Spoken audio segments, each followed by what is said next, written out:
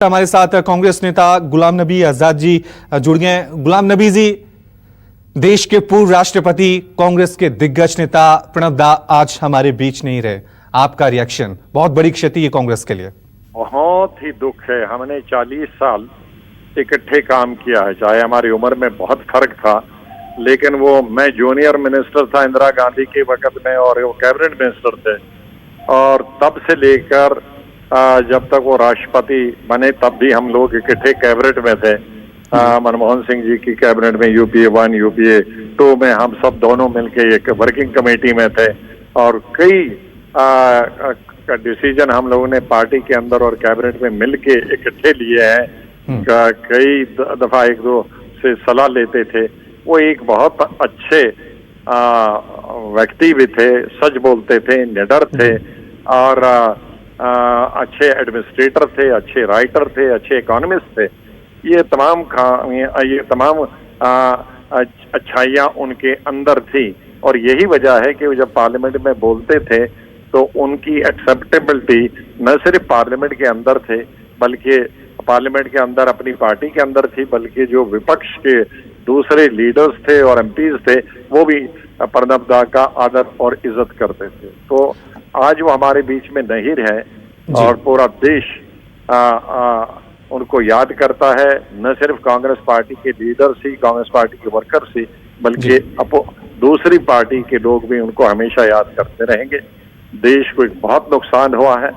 देश ने एक बहुत अच्छा लीडर, एक बहुत अच्छा इकोनॉमिस्ट, एक बहुत अच्छा एडमिनिस्ट्रेटर खो दिया है, और राष्ट्रपति के रूप में भी उन्होंने जो निष्पक्षता दिखाई, सभी पार्टीज के लोगों के साथ मिलते थे। राष्ट्रपति के दौर में भी मेरे ख्याल में मुझे याद है कि 5 दिनों में एज लीडर अपोजिशन उन्होंने मुझे 4-5 दफा फोन किया और कहा कि लंच पे आओगे और डिनर पे आओगे। तो इतने बड़े राष्ट्रपति होने के बावजूद भी हमें से पूछते थे कि तुम्हारी सुविधा लंच पे आने की होगी या डिनर पे आने की होगी। तो फिर हम जाते थे, और कई चीजें, पुरानी बातें, इंदिरा जी के जमाने की, संजय गांधी के जमाने की, राजीव गांधी के जमाने की बातें हम करते थे। आज की वर्तमान राजनीति के बारे में तो करते ही थे, लेकिन पुरानी जमाने की बातें मैं क्योंकि गुलाम नबी जी, आज पूरा देश उनको याद कर रहा है। मैं चाहता हूं कि जब आपकी आखिरी मुलाकात हुई है तो क्या उन्होंने देश की राजनीति को लेकर और खासकर कांग्रेस को लेकर उनके विचार क्या थे? नहीं, अब ये तो कोई हमारे पर्सनल विचार है, लेकिन वो हमेशा कांग्रेसी थे और रहे।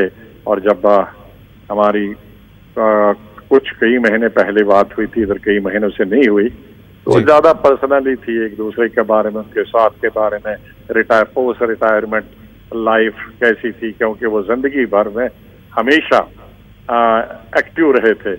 और अब फिर राष्ट्रपति बनने के बाद बिल्कुल कट जाता है आदमी, और फिर रिटायरमेंट होने के बाद तो बिल्कुल और कट जाता है। तो इसके बारे में बोलते थे। वो कहते नहीं, मैं पढ़ता है। एक वो उनमें एक बहुत अच्छी थी, he was a great reader. तो कहता मैं पढ़ता बहुत हूँ। मैंने कहा प्रणब दा, आप तो उम्र गई पढ़ते, अब कितना पढ़ूंगा?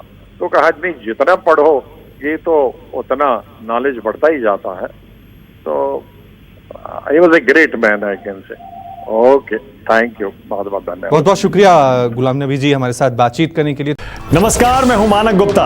अगर आपको हमारा ये वीडियो पसंद आया हो तो इसे लाइक और शेयर जरूर करें, और हाँ, हमें सब्सक्राइब और फॉलो करना ना भूलें, ताकि आप देश और दुनिया की कोई खबर मिस ना करें।